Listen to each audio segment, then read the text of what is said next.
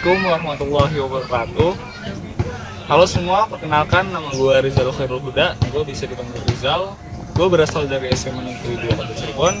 Dan alhamdulillah gue tahun ini bisa lanjutin kuliah gue di Fakultas Kedokteran Universitas Indonesia, hebat jalur Simakui.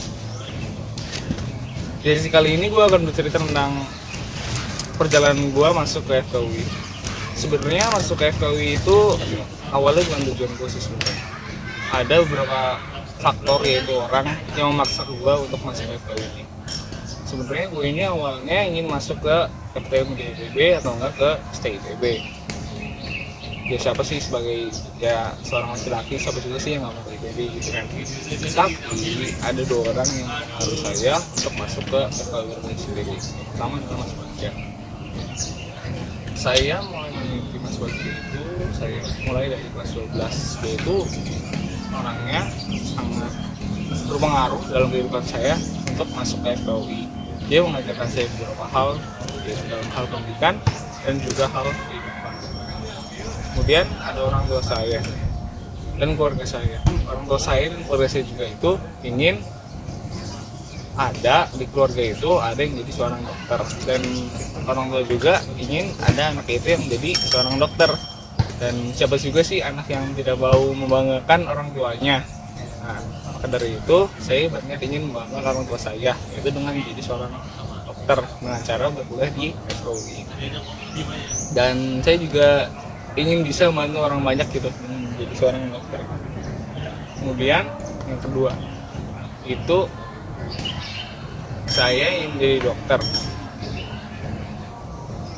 Mas bisa dekat dulu mas. Ya, siap. Sekarang gue akan menceritakan perjalanan gue sejak dari kelas 10 sampai kelas 12. Sebenarnya kelas 10 itu gue tuh tidak punya vibe gitu untuk belajar. Ya sebagai anak SMA biasanya kan suka kayak nongkrong gitu kan sama teman-teman, suka ngomong, suka main game, dan ya seperti itu aja lah. Tapi ya nggak mikirin pelajaran sekolah juga sih, yang penting bisa masuk ranking gitu. Tapi saya tidak pernah dapat untuk 3 besar gitu. Paling bagusnya itu sampai paling naik 5 saja. Namun saya itu kemudian mengetahui ada bimbel itu sebagai pemula, di mana orang-orang Cirebon itu ada gitu, orang-orang Cirebon yang hebat bisa masuk ke universitas tinggi seperti UI, ITB, ITS, dan yang lainnya itu. Jadi gue akan bercerita tentang cerita gue mulai dari kelas 10 sampai kelas 12 lah. Jadi pada saat saya kelas 10 itu ya saya belum dapat vibe gitu untuk belajar ya seperti bagaimana anak SMA seperti biasanya lah, kan suka main sama teman-teman, suka main game, ya tidak ada gitu hasil untuk belajar sama sekali. Dan saya kelas 10 itu diniatkan untuk masuk bimbel dan untuk belajar itu di kelas 12 dan untuk mempersiapkan UN juga kan. Nah, kemudian kelas 10 singkat cerita selesai, saya masuk ke kelas 11. Kelas 11 sama malah saya lebih parah gitu kan. Saya kalau di kelas itu kadang kalau gurunya sedang memberikan materi, saya itu jadi main game sama teman-teman, terus juga suka nyontek pas ulangan. Ini juga jadi virus sih sebenarnya.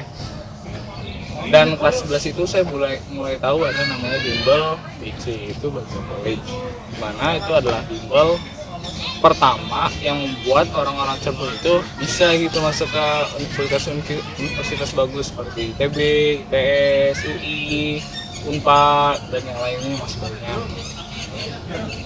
Dan gue juga mulai tertarik gitu untuk masuk BC. Dan kemudian singkat cerita gue masuk BC karena gue ingin bersama teman-teman gue gitu. Ada teman gue yang masuk BC, dan gue masuk BC itu awalnya emang bukan untuk belajar, untuk bisa ketemu sama teman-teman gue, ya gitu, untuk bisa main lah kan. Ya bagaimana gue masih belum dapat vibe belajar gitu. Kemudian lanjut ke kelas 12. Kelas 12 ini gue baru mulai terbuka hati gue sejak ada kayak pertemuan gitu, alumni BC yang sudah sukses, ada di FKUI, ada yang di STITB gitu. Kayak ada pertemuan gitu bersama orang tua, dan ada Mas Bagja juga. di pertemuan itu saya mendapat hal sesuatu yang penting, di mana orang tua itu sudah banyak mengorbankan untuk kita, tapi saya ini sadar kalau saya ini masih belum bisa memberikan apa-apa untuk orang tua saya.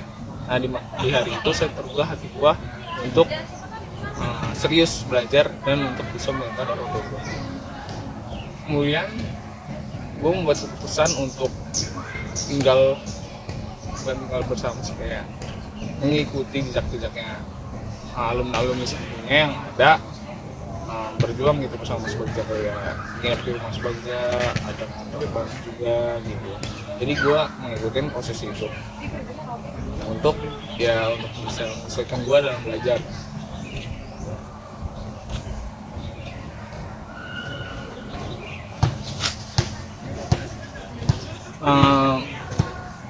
Kemudian perasaan gue masuk DC seru sih sebenarnya, ketemu orang yang hebat-hebat gitu kan di SMA gue yang udah top banget lah. Dimana kalau ya udah top banget sih kan, gue kayak merasa gitu kan, gue orangnya biasa aja kan. Nah kemudian gue mulai menyesuaikan tuh sama anak-anak DC yang lainnya, dimana dia belajar hanya sebentar, gue minta materi lebih pada Mas Bagja dan juga mengajar pelajar lain. Dan di situ gue terus belajar, gue merasa gue itu yang paling intens belajar dalam pendidikan.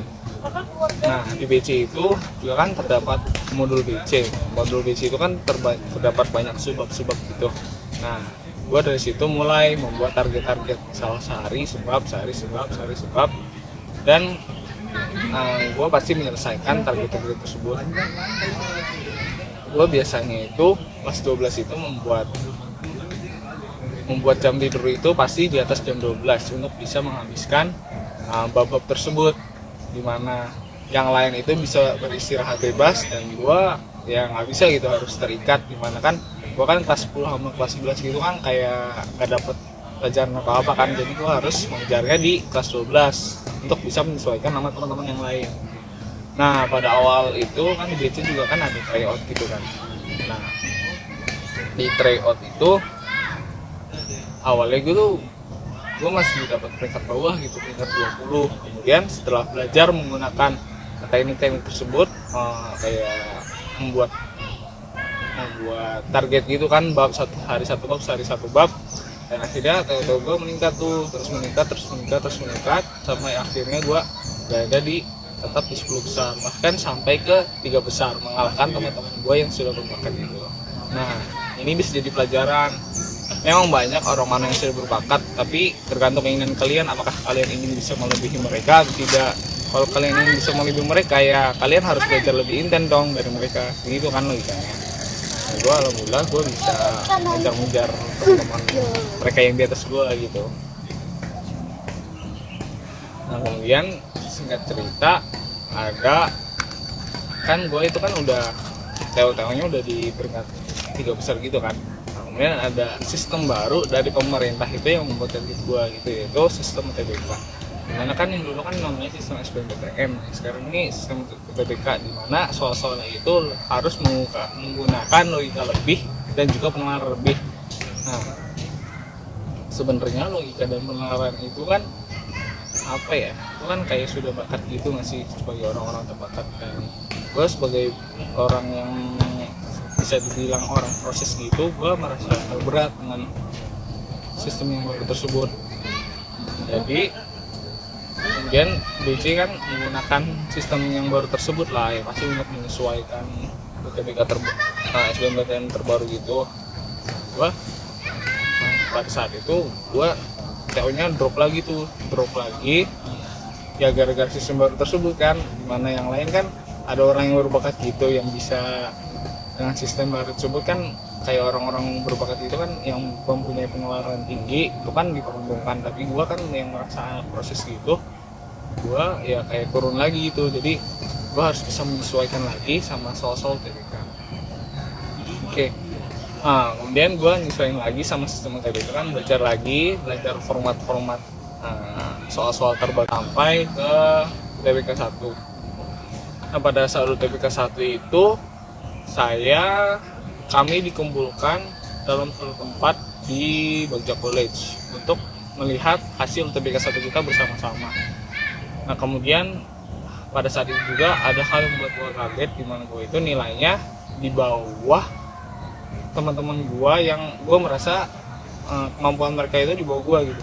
Jadi gimana ya, kan selama TU juga kan gue play tingkat 3 gitu, tingkat 3 besar gitu kan, tapi gue di UTBK ini gue bisa dikalahin sama mereka.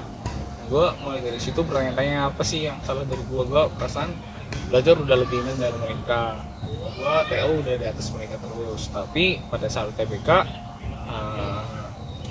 gue di bawah mereka gitu nilainya kan. Ya ada rasa malu juga sama ada rasa kecewa juga sih. Nah kemudian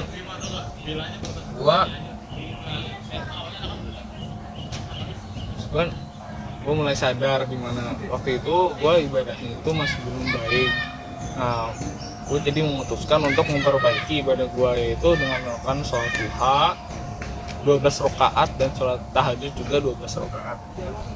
Alhamdulillah ibadah-ibadah itu masih bisa gue laksanakan sampai di kuliah sekarang. Nah kemudian kan ada jenjang waktu gitu kan dari UTBK 1 sampai ke UTBK 2, yaitu kalau nggak salah itu 2 bulan ya kalau nggak salah. Jadi gue di 2 bulan itu gue makin intens lagi belajarnya dan makin lagi intens ibadahnya. Nah kemudian itu kan juga lagi di bulan puasa gitu kan di UTBK 2 ya menyesuaikan aja sih sama bulan puasa gitu, dimana ya ada rasa sedihnya juga sih kan bulan puasa gitu. Di bulan puasa gitu kan BC ini kan ada ngadain super camp gitu, dimana gue sama teman-teman gue itu di karantina di suatu tempat itu hanya untuk belajar. Nah ya sedih juga kan lagi bulan puasa malah di karantina, tidak bisa meluangkan waktunya bersama keluarga dan harus juga berjuang untuk masa depan gue gitu. Nah kemudian ya gitu sih, gue lanjut aja belajar gitu untuk menjelang UTBK 2. Gue mulai belajar gitu sistem-sistem soal dari UTBK 1 terus-terusan gue ulang sampai UTBK 2 gitu. Gue bisa seperti ini, bisa terus semangat padahal gue tuh udah jatuh, udah dikalahkan sama teman-teman gue yang gue merasa kemampuan mereka di bawah gue. Ya karena gue stay gitu, ada motivasi gue untuk bisa melakukan orang tua gue. Gue mau bisa ngomong ke orang tua gue bahwa wah aku ini anakmu ini calon dokter, dan gue bisa bayangkan gitu berapa segimana kebahagiaan mereka tuh. Kemudian lanjut ke UTBK 2. Nah UTBK 2 ini kami ngambilnya itu di Karawang sama teman-teman juga sama SBC. Nah, singkat cerita sudah selesai. Kemudian kita melihat juga nilai UTBK kita di rumah gitu. Gua ngeliatnya di rumah, suruh mas pergi pulang untuk melihat hasil UTBK gua di rumah. Jadi pada saat gua lihat UTBK gua merasa senang gitu kalau nilai gue itu naik drastis dan bisa mengalahkan teman-teman gue, tapi nilai tersebut ternyata masih kurang untuk bisa ke FKUI. Nah gue merasa sedih juga sih sebenarnya, kan gue udah 1 tahun gitu menjalani proses berat dimana gue kurang tidur, kurang untuk waktu bersama keluarga, hanya untuk belajar gitu, nggak bisa ketemu teman-teman untuk bermain lagi, nggak bisa bermain game lagi. Gue habiskan untuk belajar, gue ibadah udah cukup banyak, tapi gue masih belum bisa meraih target gue yaitu ke FKUI. Nah gue terus di situ merupakan titik balik gue, yaitu ya gue merasa ngedown gitu. Gue berpikir lagi apa sih yang salah sama gue gitu kan. Nah mungkin gue pernah berpikir pada saat itu mungkin FKUI bukanlah yang terbaik buat gue. Mungkin ada orang-orang yang lebih baik dari gue, mungkin yang ibadahnya lebih tinggi, yang kemampuannya lebih tinggi dari gue, yang berhak gitu mendapatkan FKUI, itu yang bisa memanfaatkan FKUI dengan sebaik-baiknya. Nah, gue pada saat itu ngedon kan. Kemudian ada setelah UTBK itu kan ada proses penyeleksi SBMPTN. Nah di saat itu gue masih bingung untuk memasukkan pilihan gue di SBMPTN. Nah setelah ada konsultasi dengan Mas Bagja dan ada konsultasi juga dengan orang tua gue, dan ternyata gue milih pilihan satu itu FK Undip dan pilihan duanya itu FK UPN. Gue berharap banget bisa dapat FK Undip karena kan FK Undip juga kan ya setidaknya akreditasinya masih A kan, dan FK UPN tuh akreditasinya B. No, gue udah berharap banget, udah optimis banget gue bakal keterima di FK Undip. Kemudian gue ikut seleksi ujian-ujian mandiri sama ujian-ujian kedinasan. Nah pada saat itu gue lagi di kereta, gue menuju tes kedinasan gitu di saat yang bertepatan dengan pengumuman hasil SBMPTN. Nah pada pengumuman hasil SBM itu gue buka dan ternyata gue dapat pilihan 2 yaitu FKUPN. Dan ya gue di situ juga berpikir-pikir lagi, oh mungkin ini yang terbaik buat gue gitu. Ya tetap bersyukur aja lah terhadap apa yang diberikan Allah untuk kita. Dan pada saat ketika itu gue berbincang sama orang tua gue apakah gue harus lanjut ke STAN untuk ikut tes STAN apa enggak balik lagi ke Cirebon. Dan ternyata udah berbincang itu untuk balik ke Cirebon, ya udah untuk menerima apa adanya saja lah gitu.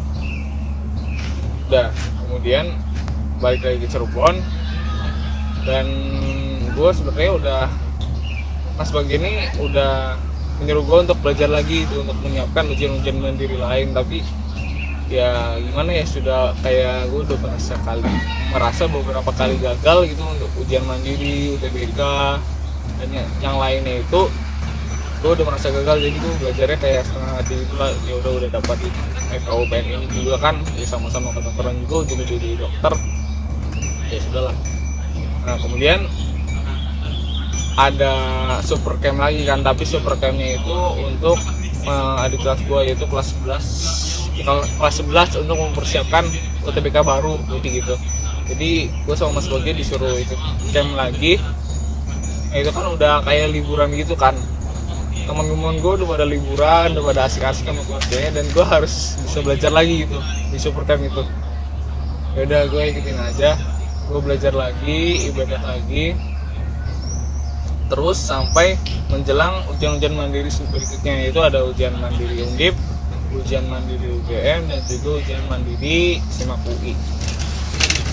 Nggak cerita ujian Undip ini gagal, oke, ujian UGM gagal, dan ya udah gue udah merasa udahlah udah dapet FKUPM, udah alhamdulillah udah bisa jadi dokter.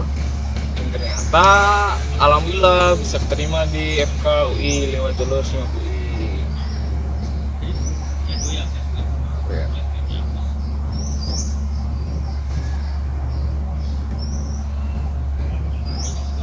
Ya alhamdulillah udah masuk FKUI gitu.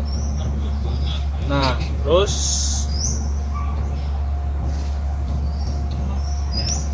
pada saat pengumuman itu ya gue seneng banget, gue langsung memeluk kedua orang tua gue nangis bareng. Ya itulah alhamdulillah target-target gue itu tercapai selama sudah menjalankan proses yang menurut gue itu berat selama setahun. Dan gue juga udah mulai menelpon Mas Baja dan orang-orang tua lain juga yang sering membantu saya dalam proses pembelajaran tersebut. Dan mereka juga alhamdulillah malah senang, apalagi Mas Baja gitu yang udah membimbing saya selama setahun, udah mau meluangkan waktunya dalam kesehariannya itu untuk mendidik saya gitu. Nah UTBK ini sistemnya itu ya lebih intens sih sebenarnya. Soal-soal itu harus lebih memakai logika, di mana waktu yang tersedia itu sangat sempit, yaitu 20 soal 22,5 menit. Kemudian berbeda dengan soal-soal ujian mandiri itu seperti UMTM, SIMAK UI, Undip, UMAIR. Nah, di UTBK ini soalnya ya harus berdasarkan penalaran lagi gitu kan. Nah, sedangkan dengan soal-soal lain, kalau soal ngikutin UNAIR itu soalnya mudah sih sebenarnya, kayak soal-soal ujian nasional ya mudah sih sebenarnya ya ujian mandiri UNAIR. Nah, kalau ujian mandiri UGM sendiri, gua merasa ini lebih susah gitu daripada UTBK, daripada SBMPTN sebelumnya, dan juga daripada UNAIR itu lebih susah, lebih harus melakukan ya harus materinya itu lebih dalam gitulah UMGM. Tapi gue tetap bisa ngerjain UMGM karena pada saat BC itu kan awalnya kan pakai sistem yang SBMPTN yang lama kan, jadi gue udah mulai terbiasa, yang alhamdulillah dipermudah gitu dalam mengerjakan soal UGM. Tapi ya gue ujung-ujungnya nggak terima sih. Terus SIMAK UI, nah SIMAK UI ini menurut gue adalah soal yang paling susah yang pernah gue kerjain selama pas 12 itu. Gue merasa hal tersebut ya gue awalnya mustahil gitu bisa keterima di FKUI, apalagi lewat jalur SIMAK UI kan, mana soal-soal itu ya gila banget lah gitu, soal-soalnya lebih dari UMGM. Mungkin paling susah untuk masuk ke jenjang universitas itu adalah soal SIMAK UI, jadi harus diperlukan persiapan yang matang bisa menghadapi soal-soal SIMAK. Nah, kemudian oh iya, pesan untuk kalian anak-anak tahun 2020 untuk menentukan univ dan jurusan. Kalau kalian ingin menentukan univ dan jurusan, pertama itu adalah menentukan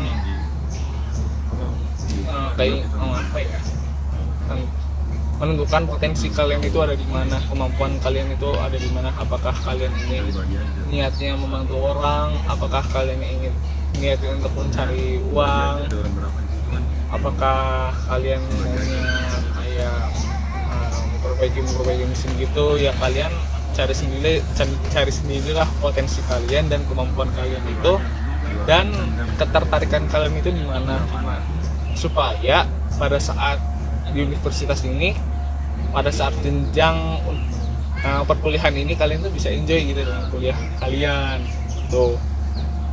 Nah, untuk universitasnya ya kalian harusnya sih tetapkan universitas yang bagus ini sebagai pilihan satu kalian. Misalkan teknik ITB, misalkan FK ya FKUI, karena kalau misalkan kalian udah target yang tertinggi, ya insya Allah target-target yang di bawah itu kan insya Allah dapat lah. Nah gitu, jadi kalian harus bisa belajar menyesuaikan universitas yang kalian tetapkan. Misalkan ITB, ya kalian harus belajar sebagaimana kalian ingin menjadi mahasiswa ITB. Ya sebenarnya kalau tidak bisa jadi mahasiswa ITB kan yang di bawah inilah insya Allah dapat gitu. Nah kemudian pesan untuk kalian angkatan 2020, ya kalian harus bisa mencari motivasi. Motivasi ini sangat penting untuk menjaga semangat kalian dalam belajar. Dan juga jika kalian menemukan struggle gitu, ada hambatan gitu, tetaplah semangat, tetaplah berdoa, tetaplah berusaha untuk mencapai apa yang kalian inginkan. Jangan pernah putus asa dalam mencapai suatu target. Ingatlah bahwa Allah itu selalu mempunyai yang terbaik untuk kalian. Ya, sekian dari saya. Mau kurang lebihnya mohon maaf. Wassalamualaikum warahmatullahi wabarakatuh. Assalamualaikum.